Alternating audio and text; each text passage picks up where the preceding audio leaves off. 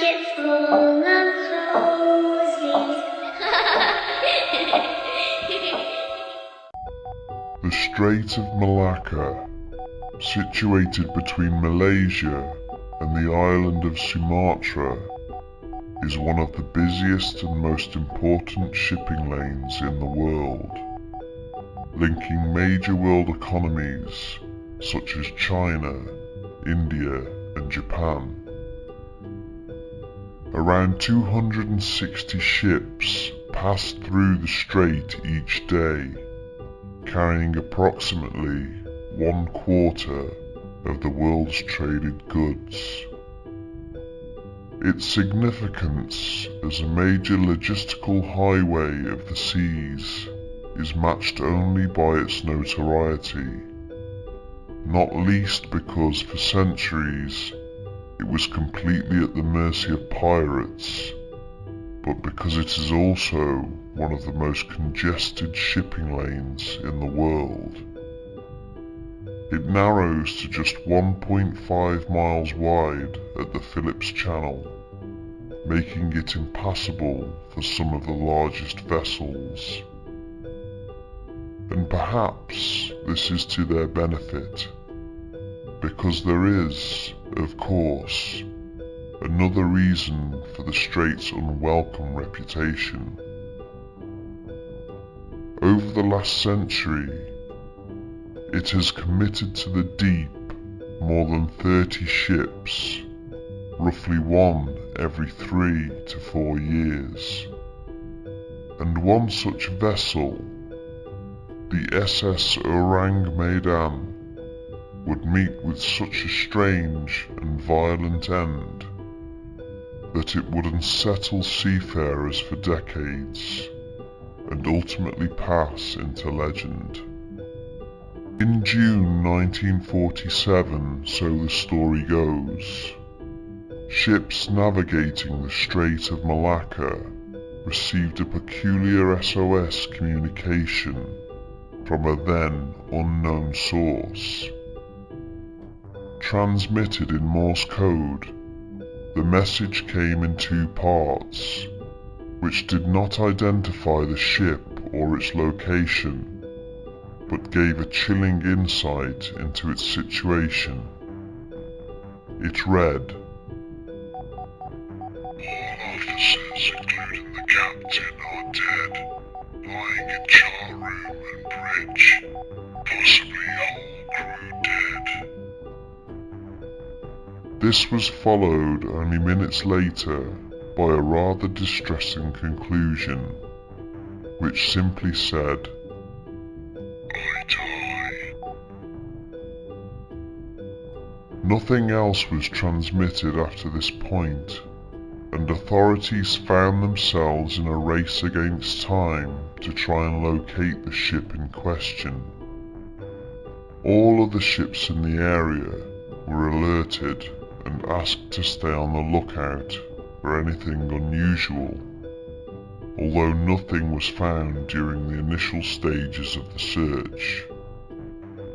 Eventually, with the help of British and Dutch listening posts, they were able to triangulate the source of the signal, and the location was found to be far out to sea, in the midst of the Indian Ocean, some way off An American merchant vessel, the Silver Star, happened to be the closest to the source of the signal at that time, and was sent the coordinates. The captain of the Silver Star, knowing the contents of the SOS, wasted no time in setting a new course, and within a few hours sighted a ship upon the horizon, which would turn out to be the SS Ourang Medan. She did not appear to be under steam or any form of control, and by all accounts was said to be drifting aimlessly across the open ocean.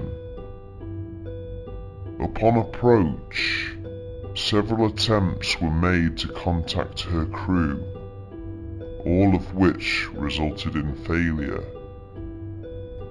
There were no signs of life to be seen anywhere, and it was becoming ominously apparent that something had befallen the ship and all those aboard. A deafening silence descended over the scene as the rescue vessel pulled in on her starboard side. The two ships were tethered and a rescue party hastily assembled, and the crew of the Silver Star began to prepare themselves under a thickening air of trepidation.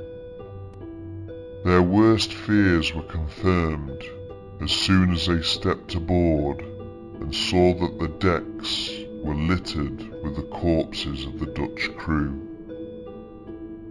Each one was found staring in wide-eyed fear, mouths gaping, their faces twisted in horror, and their limbs frozen in positions which suggested they had been trying to fight something off of them.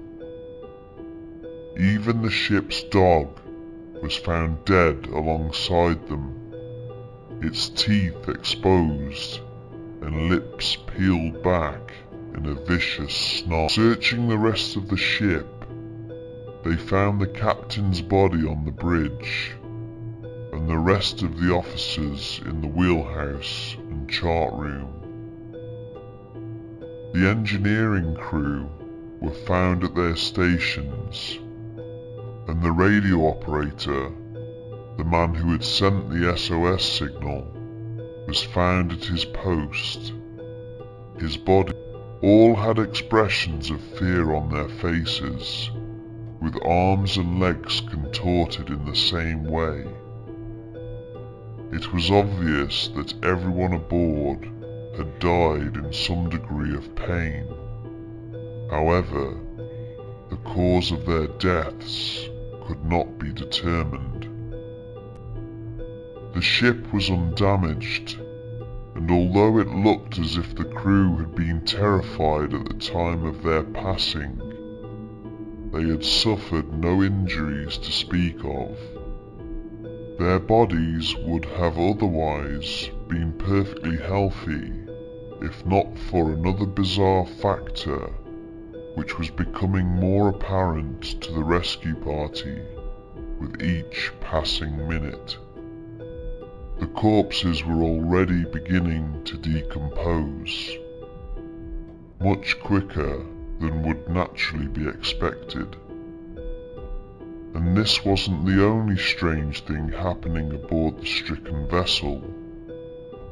The Silver Star crew also noticed that, although it was a clear summer day, with temperatures in excess of 37 degrees Celsius or 100 degrees Fahrenheit, there was a notable chill in the air. Measurements taken aboard the Ourang Medan put temperatures as low as 4 degrees Celsius or 40 degrees Fahrenheit in some places. Despite these facts, the captain of the Silver Star made the decision to tow the ship back to port for salvage. However, shortly after the ships had been tethered together from bow to stern, smoke began to billow from below decks, particularly the number 4 cargo hold. The rescue ship managed to cut the tow ropes just in time, and within seconds of doing so, the Ourang Medan exploded with such force that her hull was lifted completely out of the water. She quickly broke apart and sank into the dark depths of the Indian Ocean, never to be seen again. Fortunately, nobody aboard the Silver Star was harmed in the blast, and thankfully, No one had been on the doomed vessel when she had exploded either, as none of the crew had been willing to stay aboard and accompany her back to port, for obvious reasons. It was also lucky that the explosion had not occurred whilst the two ships were sitting side by side, and it was down to the crew's vigilance that we have any insight into the incident.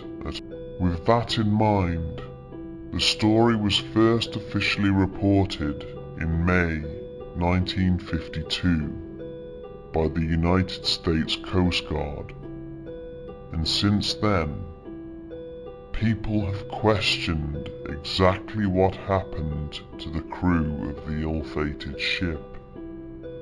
And as always, there has been no shortage of wild speculation. Inevitably, comparisons have been drawn to the Philadelphia experiment, with some theorists going as far to suggest that the Ourang Medan had been part of some clandestine government experiment which had gone awry. Others have said that the ship had been attacked by forces of a supernatural or paranormal nature, for how could one rationally explain the strange deaths of all those aboard? And of course there are the doubters, who question whether the ship even existed at all. An interesting fact arose when investigators researched the story and found that the name Ourang Medan did not appear in any maritime records, and it had not been registered in any known port.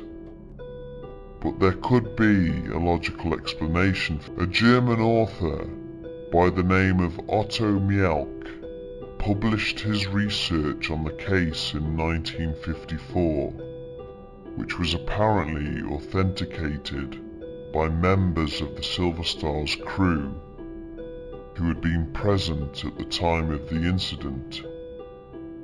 Mielck's work cited a number of previously unpublished details, which included the ship's last known location as well as its intended route.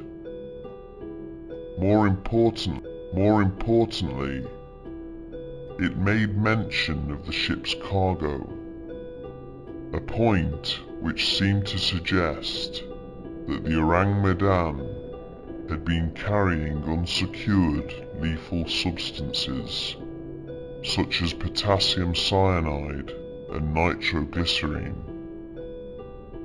If true, then this would have been seen by authorities as the height of negligence, and a ship carrying such a cargo would never have been allowed to leave port. It is for this reason that some believe Ourang Medan was involved in a smuggling operation and was in fact another ship altogether, hastily renamed whilst at sea in order to disguise her identity, hence not being registered. This could also explain why she had been so far off established shipping routes in order to avoid detection. It is theorized that seawater had entered the cargo hold and reacted with the potassium cyanide, which in turn released toxic gases, which then, as the day wore on, the salt water somehow reached the nitroglycerine, sparking a fire and ultimately causing the violent explosion.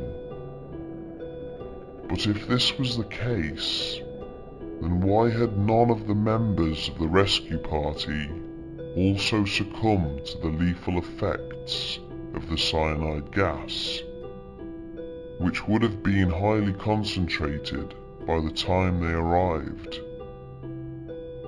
Another problem with this theory is that while cyanide kills quickly, it does not result in a painful death.